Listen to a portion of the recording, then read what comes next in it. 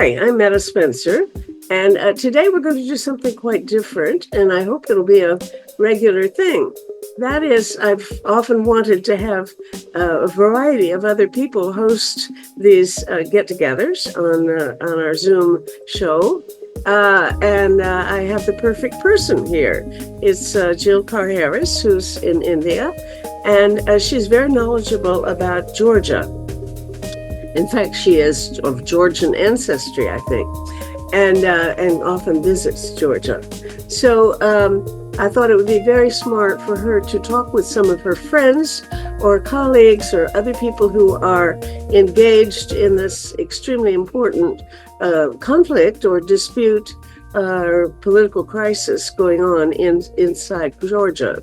So today I'm going to step aside and introduce Jill Carr Harris, and she will be taking over and hosting the conversation. So, Jill, here you go. Thank you so much, Meta, and a special welcome to my friends from Georgia. I'm so delighted that you could spend some time on at this particular moment. So let me begin with Sharina Yortika Panidze. Sharina is someone who has for many years been involved in public policy analysis and work on all aspects of defense and security and nuclear disarmament, and has run the Civil Council on Defense and Security, was a co-founder of this organization, and has always been, for me, a person to consult and understand what is going on in Georgia. I also want to say we're so fortunate to have Nino Chakobadze with us. Nino is part of a very big environmental NGO, Clean Georgia, and many others. She was in the 1990s both the deputy environment minister and later the environment minister for a number of years, and is a keen observer on Georgian civil society, on Georgian life. And I'm just so delighted she could spare the time. Nano, I'm Sarah Lashvili. Nano is a student of history. She's got her master's degree. I've got you at a very, very important time in Georgian history to reflect for a few minutes on how you see things unfolding. And I've been part of the Gandhi Foundation Georgia. I have interacted with many people over many years in Georgia, and I feel that it's such a unique country, and it has a democratic spiritedness which is quite unique and novel. And so when October 26th, you had the national elections, which there was some reported or alleged irregularities.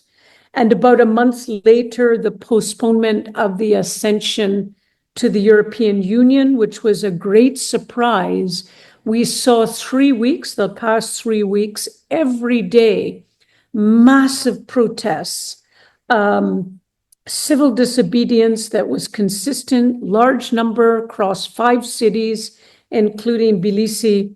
And I'm just wondering from each of you, how would you characterize these last 20 days? What, in terms of the protest and the movement and the obvious resistance from the ruling party, I would be very interested for you to give a little description to the viewers as to how you saw this, how you saw the demands of this movement being either met or rebuffed by the government.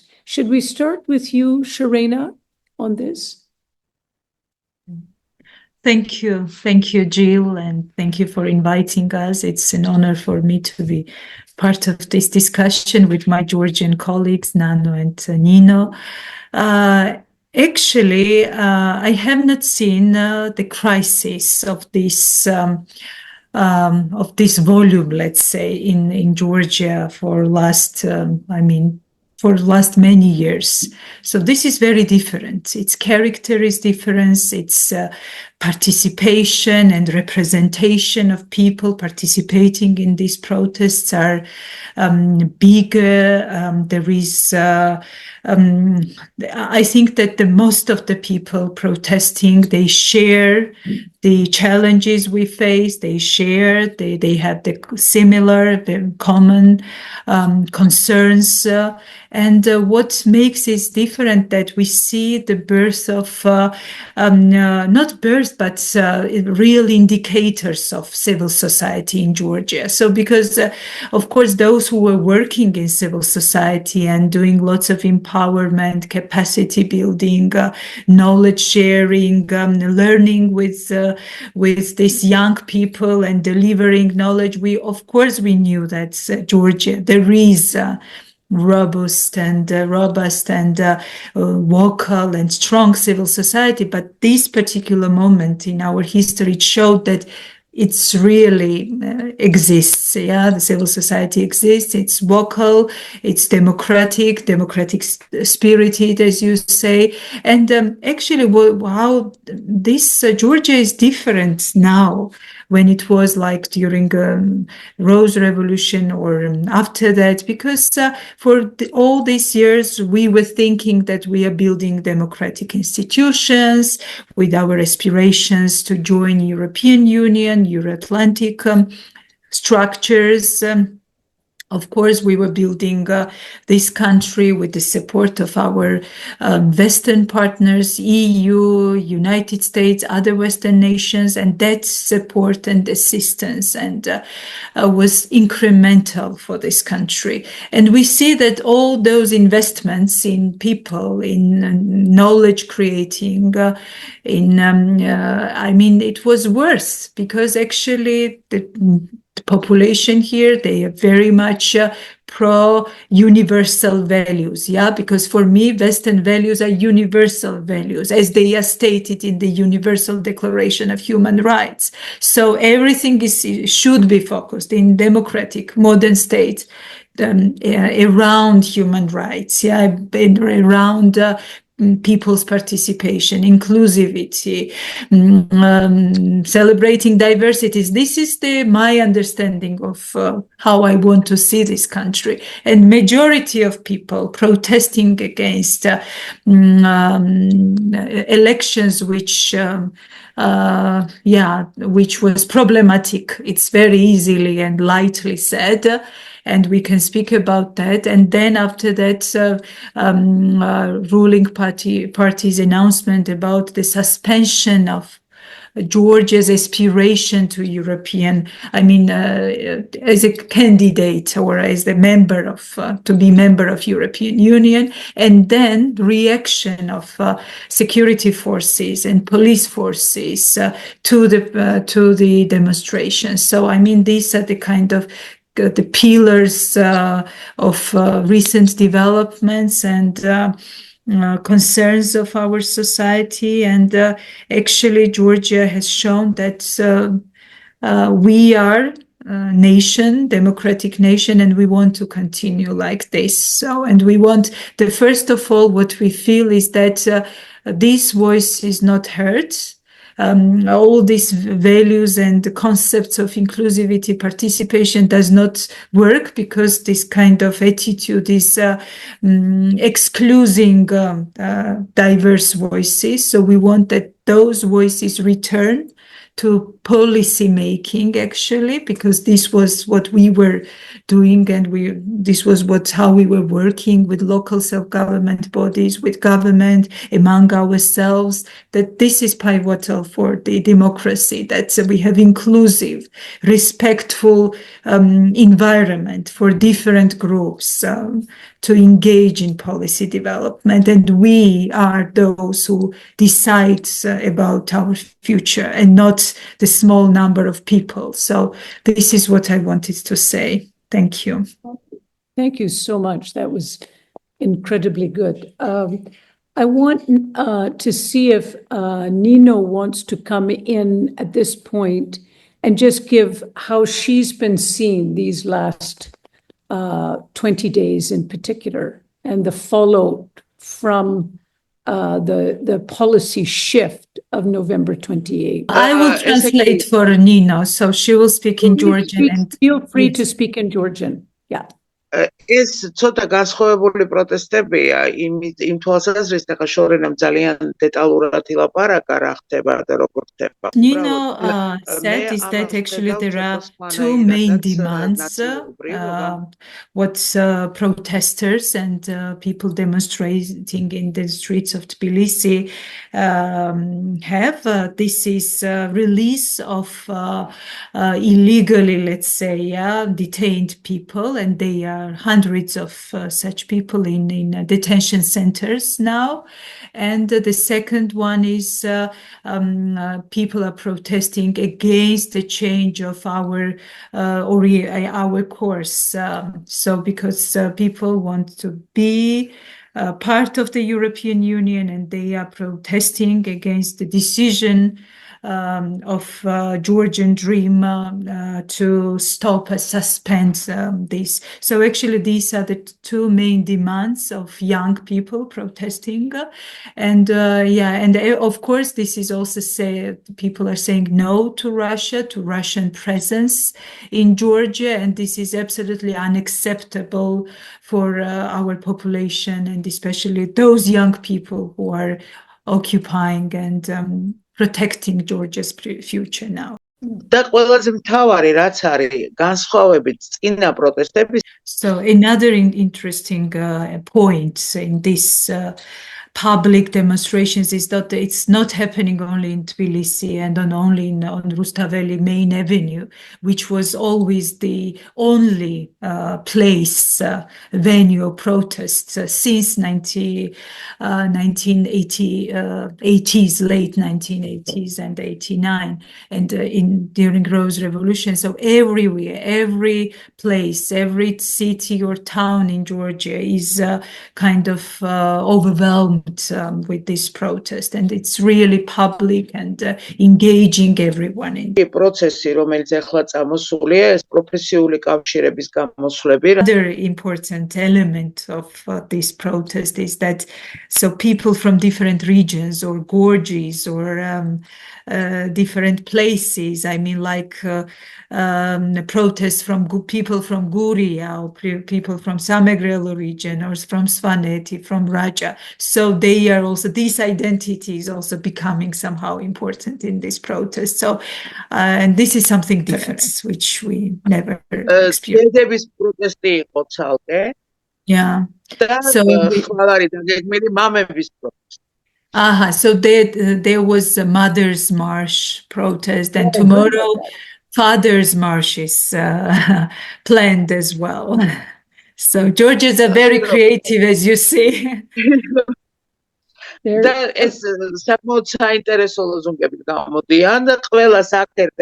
So it's three main topics: new elections, European integration, and protesting against the changing and course foreign policy or our course. So these are the main kind of slogans or mottos of those protests. I'm going to stop you there, Nino. I come back, but I want to bring in Nano now, because Nano, as a student, you're on the streets, you are seeing your future tied up with this protest. Give me a sense of how you and your friends are relating to this last 20 days. Thank you very much. It's an honor to be here. I think to fully grasp the scale of the protest and importance of the protest is to look at it in a longer run than just this it's already 22nd day today.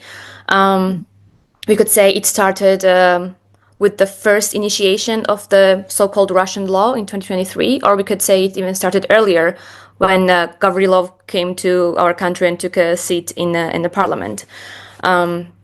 So this should be seen as a longer run, but this time, what is interesting is we've had mass protests. We have experience of mass protests, and the first time they initiated this Russian-style agents law for an agents law, hundreds of thousands of people took the streets, but it didn't last this long.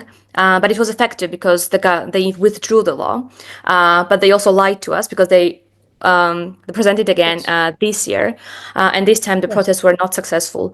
But I think somehow the society was looking to the elections with hope that we could express our aims, our goals, our political opinions through just elections. But even that hope was completely vanquished. And I think a month after the elections, it was you could sense the disappointment and almost despair outside because we had lost and we didn't know what to do next. And there were protests, but it was not this big. People failed to hold the protests for continuous days. But even during that time, there have been violent arrests of the students that were protesting in front of the university building, etc. But the big burst of protest happened when our current so-called prime minister said that we will be postponing the process of joining the European Union, which then. And I think another thing I could add to Nino's description of what is special about this protest is that this is a protest without a leader. So people just went out, took the streets, and decided to make their voices heard. And I was there the first evening, and everyone was thinking like, okay, we're here, we have to express our anger, our disappointment in this decision. And we all thought that was a peaceful evening of just another protest.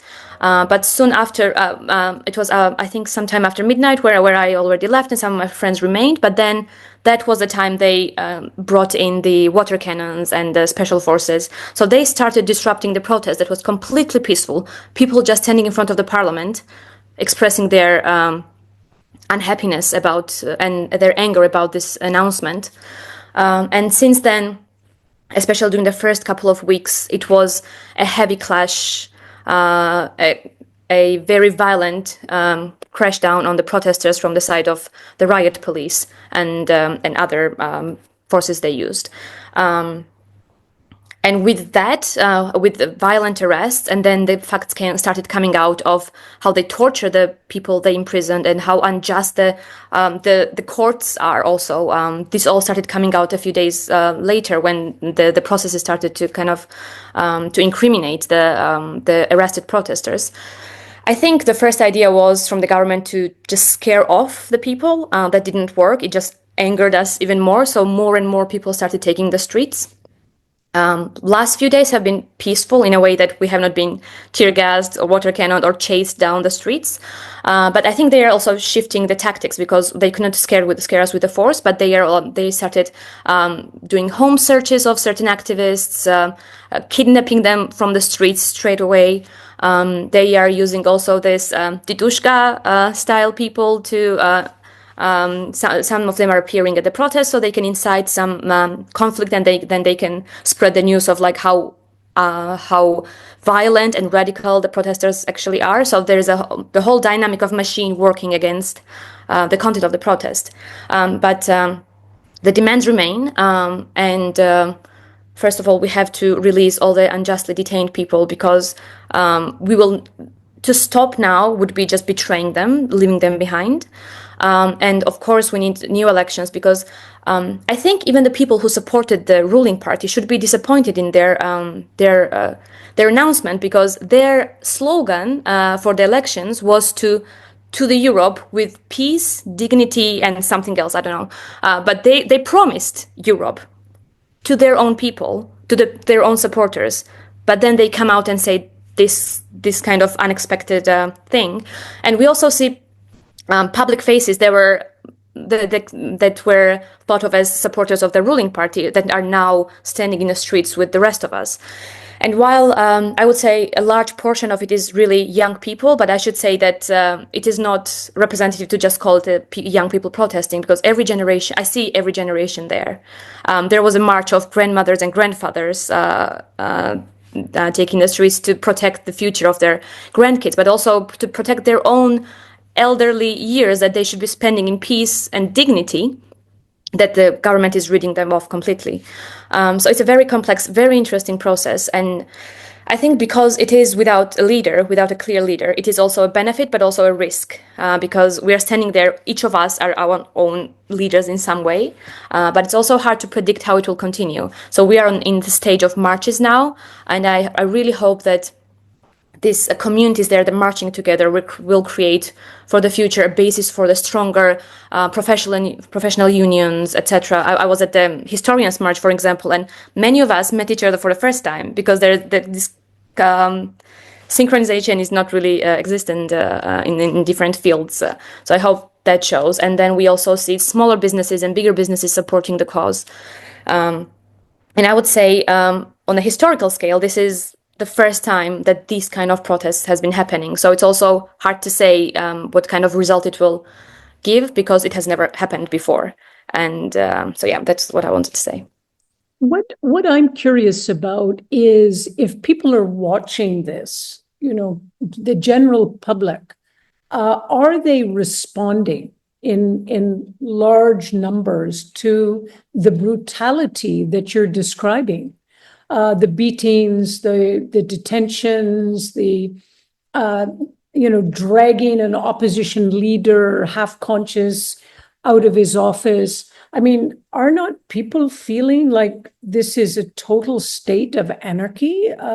How is the majority of population, not just the people on the streets?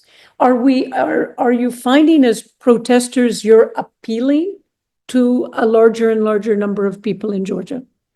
I think one of the reasons why this very violent crackdown stopped is because of the reaction of the public. Because even the people who were supporting the ruling party started seeing friends of their kids being brutally beaten up. They saw mothers screaming while somebody was tearing their child away, in front of them. So these kind of images, and especially assault of the journalists that were happening right in front of the camera, I think it was very moving for a lot of people. And that at least caused empathy in them towards the protesters. But I wouldn't say in everyone, because we also know that certain media platforms are working very hard to kind of alter the image of the protest. They are talking about the violence from the side of the protesters rather than giving a full picture of what is actually happening. So it's really hard to say. But I also read there was a research recently that said about 65% of the whole population is supporting the cause of the protests. But I haven't looked deeper into how trustworthy the research was. But this is still a good number, I would say, in spite of all the propaganda that is going on regarding the protests. Please go ahead. აქცენტს იმაზე, რომ სამწუხაროდ პროპაგანდა, მთავრობის პროპაგანდა. Yeah, so what Nino is saying, that government propaganda TV channels are very strong and the outreach is very wide, and actually they can reach out to people in remote villages and towns of Georgia. So, and this gives a distorted picture of current situation. Some people don't understand what's happening. So who have those who have no access to critical information and objective information. So, I mean, there is a lot to be done still, and these protests should be better brought to the remote places, far from capital or from other big cities. So we still need to work hard to get these messages to ordinary Georgians, because though we have with the recent polls, Nana was mentioning 75% of population, they support European integration. But yeah, I mean, still, it's although, as I remember, it was 75 or 76% or around 80 actually. Support to European Union and membership into the European Union. But yeah, so there is a lot to be done. So what Nino was also saying that, of course, Georgian Dream has supporters in Georgia, and they have their own understanding of current developments. So still, there is a lot to be done and to deliver these right messages and the why this protest is going on, and there is a lot to be done. So this also something we have to mention. იქ რაც ხდება ეს ეხლა საზოგადოებრივ მაუწყებელში, რომ ხალხმა მოითხოვა ტრიბუნა, იმ წუთასვე ეს არის ყველაზე მთავარი, რომ ჩვენ მოვახერხოთ საზოგადოებრივ მაუწყებელში ინფორმაციის მიტანა და მოსახლეობა, რომელიც ამას უყურებს, უფრო კარგად გაიგოს რა ხდება თბილისში. So actually, public broadcaster, this is the first channel of public television financed by us taxpayers and with parliament elected board, which is approved by parliament and so on. But this television is also serving Georgian Dream interests. And actually 2 weeks ago, there were demonstrations in front of the building of this television, of this, and the main demand from protesters was to allow critical views to be present on TV. And actually, what protesters and got is like around 3 hours of open air. But actually, this is not only for critical opinions.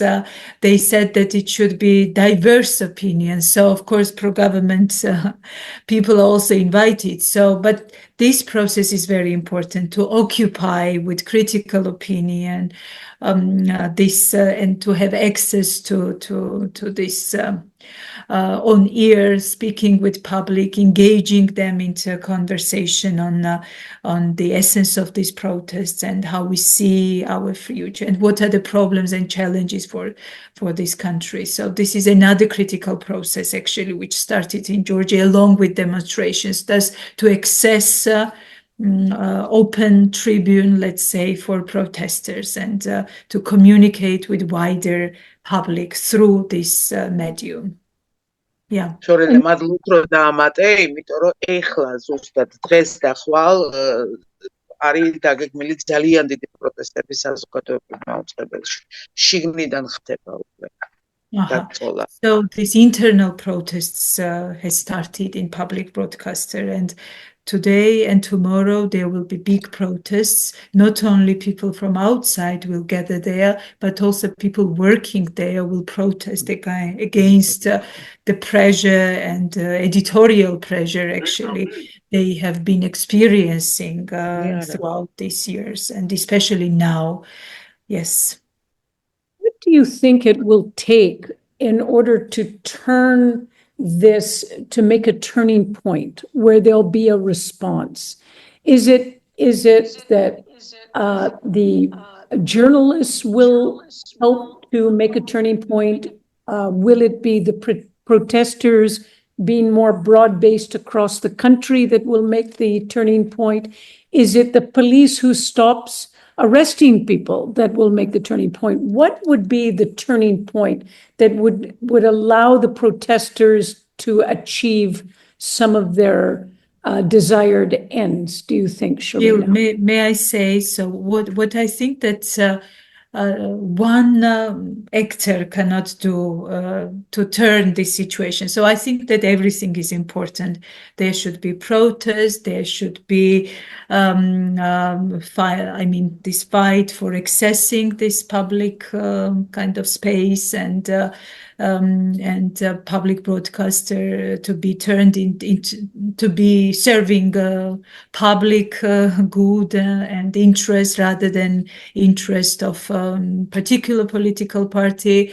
Of course, there should be international pressure. I also do not exclude that all these different pressures, I think, will have some result. But what I see, yes, protesters have demands.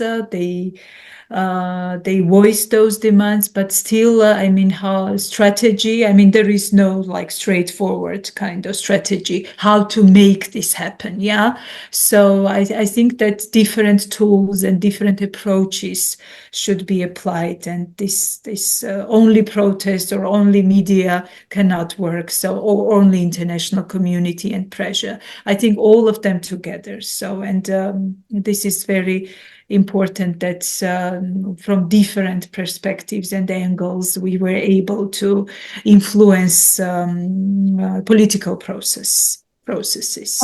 Are we coming to a very important point at the end of President Salome Zorabishvili's tenure on the 29th? Will that be a point where something will have to happen, or will we just see the continuance of this after that date? Does anyone I see the continuance, so I don't think that's it's a long way. So, and of course, this is the different situation, different Georgia, different people. I think people are more equipped with new knowledge, instruments, aspirations. It's a different country now, and but so of course there is some kind of asymmetry as well. So Georgian dream versus diverse society itself. It's a long process, and I think that's yeah. So I personally am not expecting. Yes. სალომემ განაცხადა, რომ ის რჩება პრეზიდენტად იმ ნაწილში, რომ ის მაინც იქნება პრეზიდენტი და ხალხი მას აღიარებს და არა პაველაშვილს რა. რეალურად ეს ამიტომ So what Nino added here is that why we need these new elections, because Salome Zurabishvili, she announced that she will stay as a president of Georgian people because this illegitimate parliament elected this new president. So, I mean, of course, this is a long way. So it won't be quickly, because even if tomorrow they will say that, okay, let's have election, it does not have any sense, because with the same election administration, with the same state security service or Ministry of Interior, or the access to administrative resources, of course, there is no guarantee that those elections will be protected. So I think that it's a long way to the real changes in legislation. I just wanted to agree. We are all waiting for 28th, 29th of what's going to happen. But what is going to happen is, I think Georgian Dream is trying to continue on as if nothing is happening. And it is impossible to continue on like this, because they are presenting us as a couple of thousand radicals who are on the streets, but it's been already 22 days that they could not subdue the couple of thousand radicals. So they will keep going to pretend that as if the parliament is multi-party. They already extracted from inside of them opposition party inside of them to say that it's not just us, and they will continue claiming that Avalashvili is a president, but this is not the reality that we're going to acknowledge. So it's going to be interesting to observe how it's going to continue. Yeah, Nino, I'd be interested to know if you think that Salome Zorabishvili has got the European Union more strongly wanting free and fair elections. Do you think she has advocated successfully to get their pressure for free and fair elections? Or how do you see that?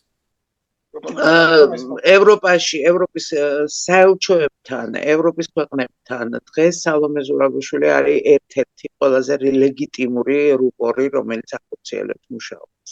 ეს ძალიან მნიშვნელოვანია ჩვენთვის. და ყველაზე მთავარი რაც არის მისი გამოსვლაც პირდაპირ მეტყველებდა იმაზე რომ So what Nino is saying that Salome Zurabishvili plays incremental role in today. So first of all, she's a kind of channeling the voice of people protesting in Georgia to our partners in Europe, in the West. On the other hand, she's great also to communicate those messages and challenges to local population. So she's doing a great job. I mean, even with respect to opposition, but her role and her kind of communication with our international partners, Western partners, and I mean, internally is super important. And სალომე გააგრძელებს სამუშაობას მაქსიმალურად, რაც შეიძლება აქტიურად ყველა დიპკორპუსთან, ყველა წარმომადგენლებთან და ეს ძალიან კარგი. მას ეს განზრახვა აქვს და ეს so she will continue. ნუ ჩვენ ერთადერთი რაც შეგვიძლია მხარი დაუჭიროთ. Can do is to support her in this. So this is the maximum what we can do. How civil society is really continuing to make this a nonviolent movement? Do they see at the end of this that they're pushing for dialogue? Or is it a sense that it's a question of the democratic spirit of the Georgian people being reasserted? What are we looking at in the long game? Is it seen as that people are conscious to keep it nonviolent?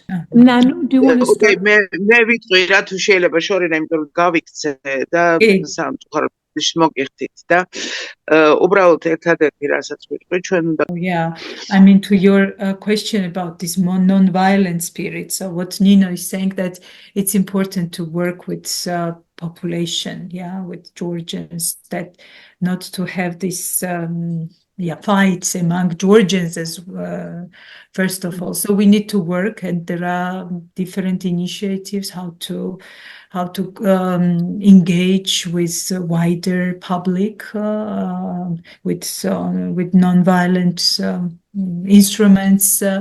And we are thinking about that. This is what Nino is saying, and there are lots of different initiatives, and they try to coordinate to avoid such development. So, I mean, we have to continue protesting, and it's very important to secure non-violent face, or I don't know, content of this content and the form of those protests. So, and we are thinking, reflecting.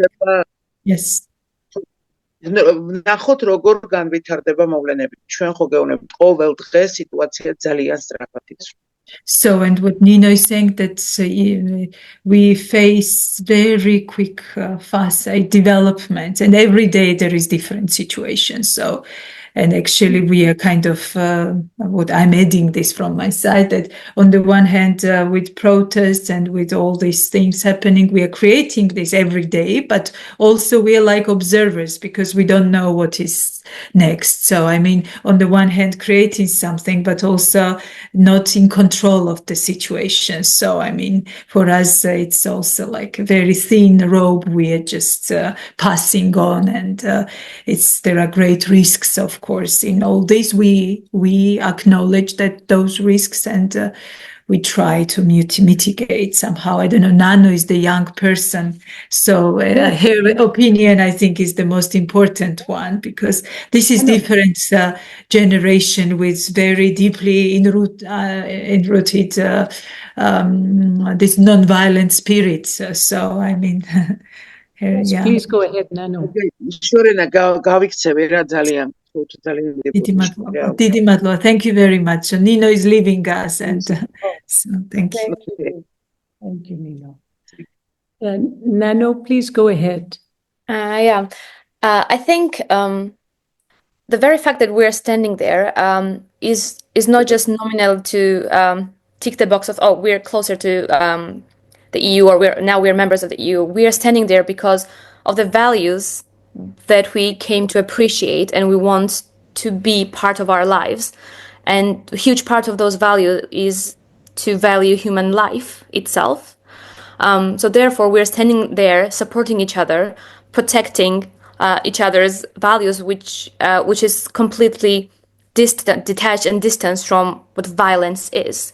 And we know which side is inflicting, initiating violence.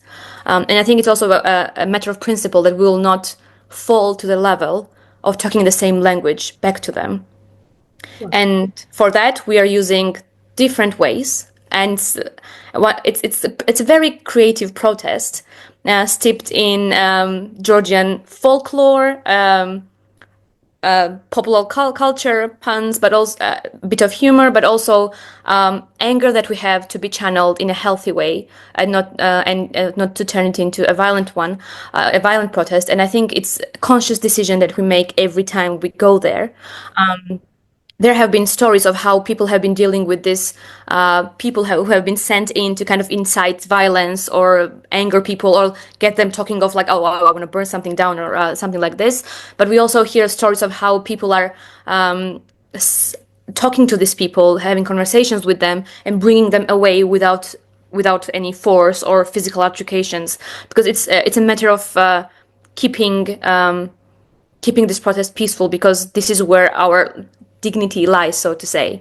And there was a huge discussion, for instance, about how you explain then the fireworks. Are the fireworks peaceful? And I think the irony of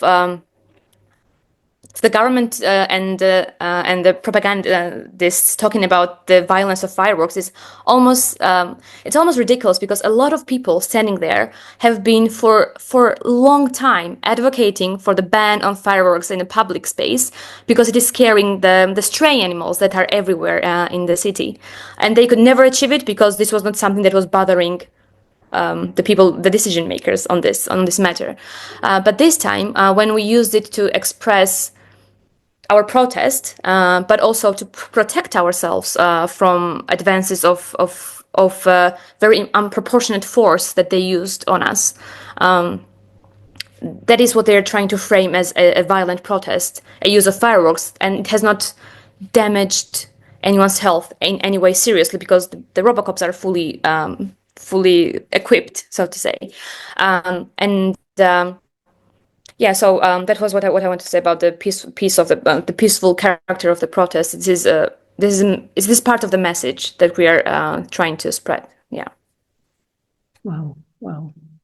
This is quite an experience for you, and I'm just wondering, sometimes do you have fear in your standing on the streets with so much disproportionate force, where people are being beaten and affected? Or do you feel within the community that you're standing, you feel that it's not a problem? How do you see that? I have to say, I have observed myself and my fear inside me from day to day when I was standing there. And the first few times I was scared because I didn't know what to do. But I also observed that every time they started to disperse the protest, people learn how to react. So you know that you have to go slowly, do not rush, so you don't create panic and don't trample each other. So we were calming each other down, slowing each other down, and then there were people who were running to the front to kind of deactivate the gas cannons or to build the barricade. So it started being this self-organized unit. So the front was holding, and the people in the back were kind of slowly getting back. So in a chance that they would withdraw, we would kind of take the street back. And I was chased a few times once with my friends because it was not enough only to free the Rustaveli Avenue, but their aim was to just capture as many of us as they could. So they chased us all the way down to the dry bridge. So it is scary, but I also see that I can depend on the people that are standing there. And I just wish people who are just observing and standing away could just come and walk the street when people are there, because you see youngsters making food and coffee for spreading and giving out for free, and there's this it's a beautiful spirit that that exists there. And I think if the society that is kind of being formed now, and that is hopefully will be given birth to, we will have a chance to exist like this in a larger society rather than just on a Rustaveli Avenue or the central streets in other towns. But I have to say, there is a fear, but that fear has been smaller and smaller, because I know that I can trust these people even with my life. And that has been like a personal experience, not romanticizing the image. Sharina, I think that's a beautiful way to end. Absolutely. Nothing to add. Thank you, Nana, for that. Yes. Thank you, Nana. Thank you, Sharina. And Nino has left us, but a big thanks to her as well. This has been a conversation between women, which I really think has been wonderful. And thank you. Best of luck with your ongoing. Thank you so much. Thank you. Thank you for having me. Yeah.